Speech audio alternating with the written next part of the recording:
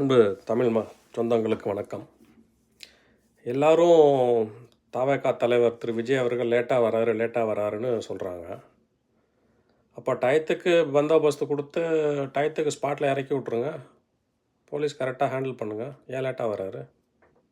அதை ஏன் யாரும் பேச மாட்டேங்கிறீங்க? திருச்சியில் முதல் தடவை ஏர்போர்ட்லேருந்து மரக்கடை வரைக்கும் வந்தது 10 கிலோமீட்டர் 12 கிலோமீட்டர், அதுவே 6 மணி நேரம் ஆச்சு. அங்கேயே போலீஸுக்கு தெரிஞ்சிருக்குமே, திஸ் இஸ் வெரி அப்நார்மல், இது யாருக்கும் இல்லாத மாதிரி இவ்வளோ கூட்டம் வருது, இது பப்ளிக் சேஃப்டி கரெக்டு கிடையாது அப்படின்னு நீங்கள் நெகோஷியேட் பண்ணி அங்கேயே சொல்லியிருக்கலாமே. பஸ்ஸை நீங்கள் கையை காட்டிக்கிட்டே போயிருங்க வேகமாக. இப்படி பஸ்ஸுக்குள்ளேயே உட்காந்து ஊர்ந்து போகாதீங்க. இது பப்ளிக் சேஃப்டிக்கு சரியாக இருக்காதுங்கிறதே நான் போலீஸுக்கு தெரியாதா? எவ்வளவோ மீட்டிங் போலீஸ் அப்ரூவ் பண்ணுறாங்க, எவ்வளவோ கோயில் பந்தோபஸ்து கொடுக்குறாங்க, எவ்வளவோ பொலிட்டிக்கல் பார்ட்டிஸ் பந்தோபஸ்து கொடுக்குறாங்க. நிறைய பிரதமர் வந்தாலும் சரி, ஆளுநர் வந்தாலும் சரி, எவ்வளவோ பப்ளிக் ஈவெண்ட்ஸ் ஆக்டிவிட்டி நடக்குது, புஸ்தக கண்காட்சி நடக்குது.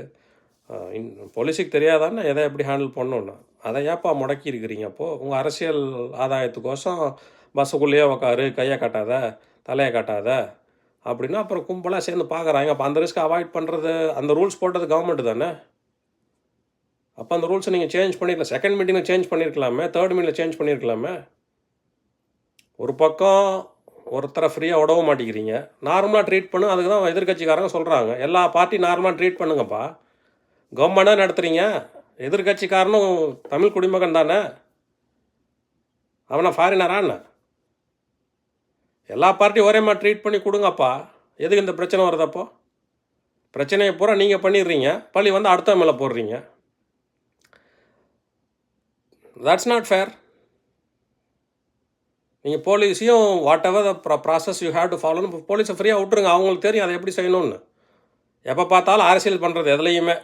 ஆட்சி அதிகாரத்தில் உட்காந்துட்டிங்கன்னா எல்லாத்துலேயும் அரசியல் பண்ணுறது, அப்புறம் கெட்ட பேர் வரதான் செய்யும். இப்போ அம்மா குடையுது, ஐயா குடையுதுன்னா குடைய தான் செய்யும். மக்கள் தான் பார்க்குறாங்களே, நீங்கள் ஒரு தலைபட்சமாக இருக்கிறீங்கன்னு. கெட்ட பேர் வரதான் செய்யும் அரசாங்கத்துக்கு. முதல்வர் மு.க. ஸ்டாலின் எவ்வளோ தான் சமாளிப்பார்? அங்கங்கே ஆட்சியாளர்கள் ஒழுங்காக செய்ய வேண்டியதானே. ஏன் பாவம் ஒரு ஆள் இவ்வளோ கெட்ட பேர் எடுத்து கொடுக்குறீங்க? போலீஸ் டிபார்ட்மெண்ட்லேருந்து, கலெக்டர் டிபார்ட்மெண்ட்லேருந்து, இன்டெலிஜென்ஸ் டிபார்ட்மெண்ட்லேருந்து பாவம் அவர் அழகுலிக்கு அவர் மனசு, எல்லாரும் அவர் மனசை சாகடிச்சிருங்கப்பா. அவர் இத்தனை வருஷம் கழிச்சு இப்போ தான் முதலமைச்சர் ஆனார். அவர் 50 வருஷ பொது வாழ்க்கையில் இருந்து. இதெல்லாம் இந்த பேரர்ஸ் எல்லாம் கொஞ்சம் செய்யக்கூடாதா? இல்லை நீங்களாம் எடுத்து சொல்லக்கூடாது, ஐயா இது பிரச்சனை ஆயிருயான்னு. பாருங்கள் அரசாங்கத்துக்கு கெட்ட பேர்.